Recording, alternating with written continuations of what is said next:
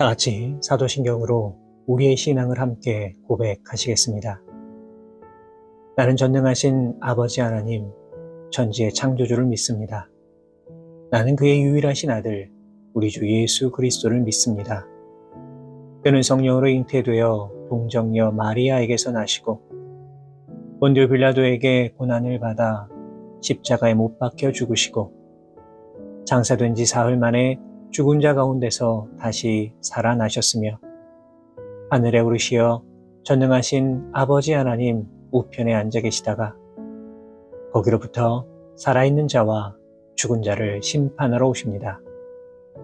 나는 성령을 믿으며 거룩한 공교회와 성도의 교제와 죄를 용서받는 것과 몸의 부활과 영생을 믿습니다. 아멘. 다 같이 찬송가 461장 십자가를 질 수 있나 함께 찬송하시겠습니다.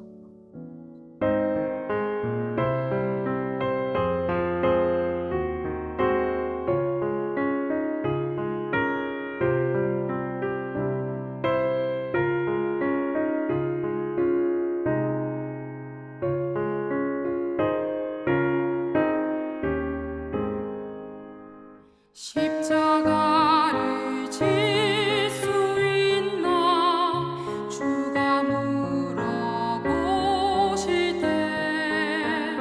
죽기까지 따르오리 성도 대답하였다.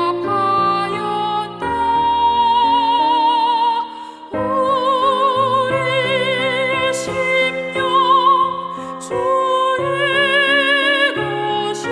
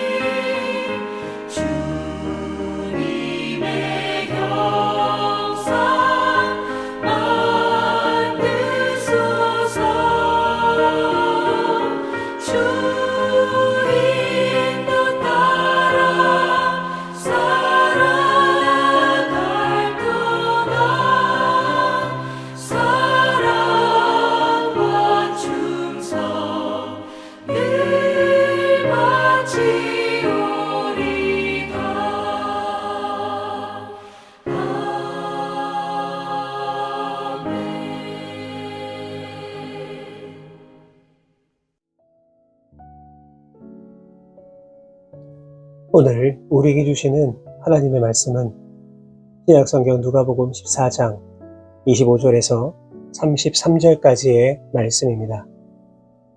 누가복음 14장 25절에서 33절까지의 말씀을 제가 받들어 봉독하겠습니다.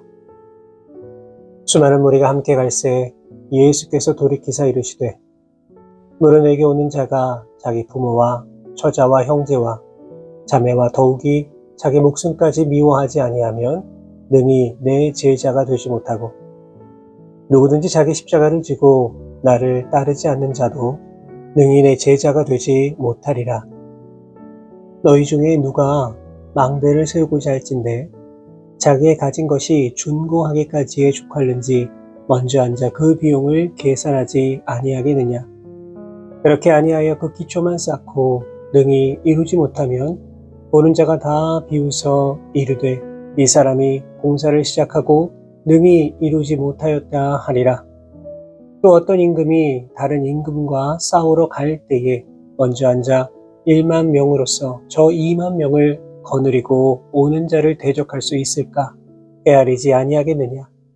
만일 못할 터이면 그가 아직 멀리 있을 때에 자신을 보내어 화친을 청할지니라. 이와 같이 너희 중에 누구든지 자기의 모든 소유를 버리지 아니하면 능히 내 제자가 되지 못하리라. 아멘. 오늘 우리가 함께 읽은 이 본문의 말씀에는 어떻게 하면 예수님의 제자로 살 수 있는가에 대하여서 기록하고 있습니다. 예수님께서 이와 같은 말씀을 하신 이유는 예수님께서 계시지 아니하여도 제자들이 환난 속에서 굳건하게 신앙을 지킬 수 있도록 하기 위함이었습니다. 그런데 예수님은 오늘 본문 26절을 통해 무릇 내게 오는 자가 자기 부모와 처자와 형제와 자매와 더욱이 자기 목숨까지 미워하지 아니하면 능히 내 제자가 되지 못한다 말씀하고 계십니다. 예수님의 이 말씀은 오늘날까지 많은 사람들에게 오해를 받고 있는 말씀이기도 합니다. 특히 가족에 대한 윤리를 최고의 덕목으로 생각하고 있는 이 동양권에서는 이 말씀은 마치 이 가족을 부정하라 라고 하는 말씀 같아서 왠지 마음이 어렵기도 합니다. 하지만 이것은 분명한 오해입니다. 성경은 가족에 대한 존중과 이해 그리고 사랑을 너무나 중요하게 이야기하고 있습니다. 십계명에서도 부모를 공경하라 친히 말씀해 주셨고 구약의 율법을 보면 부모에게 불순종하거나 해롭게 하는 자에 대해서는 무조건 죽이라고 말씀하고 있습니다. 그렇기 때문에 예수님의 이 말씀은 가족의 윤리를 부정하라는 말씀이 결코 아닙니다. 오히려 예수님의 이 말씀은 가족을 사랑하고 나 자신을 사랑하는 것이 너무나도 중요하지만 그보다 더 우선적으로 하나님을 사랑할 수 있는 마음을 가져야 한다는 뜻입니다. 물론 이렇게 살아가는 것은 결코 쉬운 일이 아닙니다. 우리가 입으로는 얼마든지 하나님을 내 자신보다 더 사랑합니다 라고 말할 수 있지만 정작 내가 사랑하는 것이 하나님보다 훨씬 더 클 수가 있습니다. 그래서 예수님께서는 어떻게 해야 예수님의 온전한 제자가 될 수 있을지 그 시작점을 분명하게 알려주고 계십니다. 그렇다면 그것이 무엇입니까? 그것은 바로 하나님을 온전하게 먼저 사랑해야 한다는 것입니다. 지금 우리들의 마음을 흔드는 것은 과연 무엇입니까? 내가 예수님의 제자로 살아갈 수 없도록 방해하는 것은 과연 무엇입니까? 지금 내 마음속에 너무나도 크게 자리 잡고 있는 것, 그것은 과연 무엇입니까? 이 시간 가만히 나의 모습을 돌아보시고 하나님을 더욱 사랑하고 예수님 말씀에 더욱 순종하는 삶을 살아가심으로 말미암아 진정한 제자의 삶을 살아가실 수 있는 우리 모든 성도 여러분 되시기를 주님의 이름으로 부탁을 드립니다. 이어지는 말씀에는 이제 제자가 되기 위해서 어떤 노력을 해야 되는가에 대하여서 두 가지의 비유를 통해 말씀하고 계십니다. 첫 번째 비유는 망대를 세우는 자의 비유입니다. 이 주석에 따르면 당시 유대 땅에는 헤롯 일가들이 자신의 세력을 과시하기 위해 여러 도시에 커다란 건축물을 세웠다고 합니다. 그런데 이런 건축물들 가운데 대다수가 완공을 하지 못하고 흉물스럽게 미완성으로 끝난 경우가 많이 있었습니다. 그래서 이러한 것들로 인해 헤롯 일가는 오히려 사람들에게 조롱과 비난을 받았다고 합니다. 두 번째 비유는 전쟁에 참가하는 왕의 비유입니다. 이것은 헤롯과 아라비아의 전쟁에서 나온 말입니다. 문헌에 따르면 헤롯은 다른 여인을 차지하고자 자신의 첫 번째 부인이었던 아라비아 왕의 딸과 이혼하였고 이로 인하여서 전쟁이 발발했다고 합니다. 그리고 헤롯은 이 전쟁에서 대패를 하게 됩니다. 그렇기 때문에 예수님께서는 군사적으로 열세에 있는 것을 미리 파악했다면 전쟁이 일어나기 전에 화친하는 것이 맞는 일이다 이렇게 말씀하고 계시는 겁니다. 여러분, 이 두 가지 비유가 이 내용은 다르지만 그 본질과 핵심은 동일합니다. 무엇일까요? 그것은 바로 준비에 대한 내용입니다. 망대를 세우는 일을 무작정 하는 것이 아니라 건축자가 철저한 준비와 계획을 갖춘 다음에 해야만 합니다. 그렇기 때문에 예수님의 제자가 되기를 원하는 사람은 제자의 길이 어떤 것인지 확실하게 준비하고 깨달은 뒤에 예수님을 따라야 합니다. 왜냐? 그래야 중도에 포기하지 않기 때문입니다. 전쟁에 대한 비유도 마찬가지입니다. 전쟁에 무작정 함부로 나가는 군사는 반드시 필패합니다. 전쟁에 나가기 전에 적군에 대해서 알아야 합니다. 그리고 그에 맞게 철저한 준비를 해야만 합니다. 영적인 전쟁터에 나가는 제자들도 마찬가지입니다. 제자가 되었다라고 하여서 아무런 준비도 하지 않고 세상에 맞서 싸우려고 한다면 쉽게 좌절하거나 포기할 수밖에는 없습니다. 그렇다면 왜 예수님은 이러한 비유를 통해 준비에 대한 말씀을 하셨던 것일까요? 그것은 바로 예수님께서 무리들이 어떤 마음으로 예수님을 따르고 있는지 알고 계셨기 때문입니다. 오늘 본문 25절을 보시면 수많은 무리가 예수님을 따랐다 기록하고 있습니다. 그렇다면 이들은 과연 어떤 마음으로, 어떤 목적을 가지고 예수님을 따르고 있었던 것일까요? 분명한 것은 이들이 예수님을 따르는 목적과 또 예수님이 가시고자 하는 길은 분명하게 달랐다는 것입니다.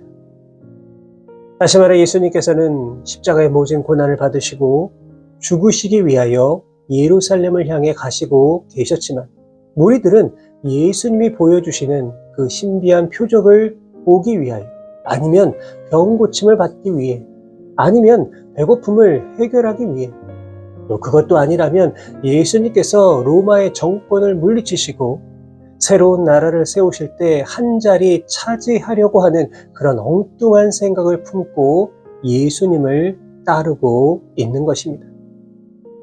그렇기 때문에 예수님께서는 이러한 생각을 품고 자신을 따르는 그 무리를 향해 제자의 길이 얼마나 어렵고 험한 길인지 얼마나 철저한 준비를 해야 되는 것인지를 알려주시고 제자로서의 자세가 되어 있는가에 대해서 다시 한번 묻고 계시는 것입니다. 사랑하는 여러분, 우리가 예수 그리스도를 영접하고 예수님의 말씀을 믿고 따른다는 것, 이것은 결코 말처럼 쉬운 일이 아닙니다. 이는 엄청난 희생과 결단을 요구하는 매우 어려운 일입니다. 그렇기 때문에 우리가 예수님의 제자로 살아간다는 것을 결코 가볍게 여겨서는 절대로 안 됩니다. 많은 사람들이 너무나도 쉽게 예수님의 제자로 살아가겠습니다, 이렇게 다짐을 하지만 실상은 그렇게 살아가지를 못합니다. 믿음만 있으면 마음대로 살아도 구원받을 수 있다는 그 잘못된 신앙을 가지고 있기도 합니다. 심지어 예수님을 믿기만 하면 무조건 다 복을 받는다는 잘못된 생각도 가지고 있습니다. 그리고 그런 마음을 가지고 살아가다가 자신의 삶 속에 조그만 어려움이 다가와도 쉽게 자신의 신앙을 버리는, 그래서 정말 하나님의 그 은혜를 값싼 은혜로 만들어버리는 사람들이 얼마나 많이 있는지 모릅니다. 예수님께서는 본문 33절 말씀을 통해 이와 같이 너희 중에 누구든지 자기의 모든 소유를 버리지 아니하면 능히 내 제자가 되지 못하리라 분명하게 말씀하셨습니다. 우리가 예수님을 따르기 위해서는 우리가 짊어지고 있는 모든 짐을 예수님 앞에 내려놓을 수 있어야만 합니다. 그렇다면 우리들의 모습은 과연 어떠합니까? 정말로 주님의 제자가 되기 위해서, 예수님을 따르기 위해서 우리의 모든 것을 내려놓고 있습니까? 솔직하게 그렇지 못한 부분이 너무나 많습니다. 우리가 드리는 기도도 그러합니다. 내 것을 내려놓겠다는 기도보다는 어떻게 해서든지 나에게 더 많은 것을 부어달라는 기도를 훨씬 더 많이 합니다. 이처럼 온전하게 내려놓지 못하고 자꾸만 더 움켜쥐고 놓지 않으려고 하는 것이 우리들의 너무나도 연약한 모습입니다. 사랑하는 여러분, 이 시간 우리가 진정으로 예수님을 따르는 그런 제자가 되기를 원한다면 더 많이 내려놓을 수 있는 용기를 더하여 달라고 기도하시기를 바랍니다. 내가 높아져서 섬김을 받는 것이 아니라 더 낮아져서 이웃과 하나님을 섬길 수 있는 마음 더하여 달라고 기도하십시오. zak개오가 예수님 만나서 자신이 가지고 있던 많은 것을 내려놓았을 때에 예수님께서는 오늘 구원이 이 집에 이르렀으니 이 사람도 아브라함의 자손이라고 말씀하시며 하나님의 자녀요 백성이 되었음을 선포해 주셨습니다. 바라기는 우리에게 본을 보여주신 예수님의 모습을 기억하셔서 진정한 제자로 살아가기 위해 최선을 다해 노력하시고 참된 제자의 삶을 살아가실 수 있는 저와 우리 모든 성도 여러분 되시기를 주님의 이름으로 축원합니다. 기도하겠습니다. 하나님 감사합니다. 오늘도 우리에게 소중한 생명 허락하시고 복된 새날을 허락하여 주심에 감사를 드립니다. 우리에게 허락하신 모든 것들이 다 하나님의 뜻임을 언제나 기억하며 살아갈 수 있도록 인도해 주시고 어디에 있든지 무엇을 하든지 오직 주의 영광을 위해 주님을 영화롭게 하며 살아가기 위하여 최선을 다해 노력할 수 있는 우리 모두가 되게 하여 주옵소서. 사랑의 하나님, 주신 말씀을 통해 우리의 연약한 모습을 더 깊이 돌아보게 됩니다. 우리가 입으로는 예수님의 제자로 살아가겠노라고 정말 수없이 다짐하지만 우리의 실상은 그렇지 못한 모습을 더 많이 보게 됨을 이 시간 고백합니다. 예수님은 우리에게 제자로 살아가기 위해서는 분명한 희생과 결단이 필요함을 알려주셨지만 우리는 제자가 되기 위한 준비도 온전히 하지 못한 채 더 많은 것을 소유하기 위해 발버둥 치면서 살아갑니다. 우리들의 연약한 모습을 용서하여 주옵소서. 알았고 알아오니 예수님께서 몸소 보여주셨던 제자됨의 모습을 기억할 수 있도록 도와주시고 예수님의 발자취를 따라서 살아갈 때에 참된 제자의 길로 나아갈 수 있는 우리 모두가 되게 하여 주옵소서. 감사드리며 예수 그리스도의 이름으로 기도하옵나이다. 아멘.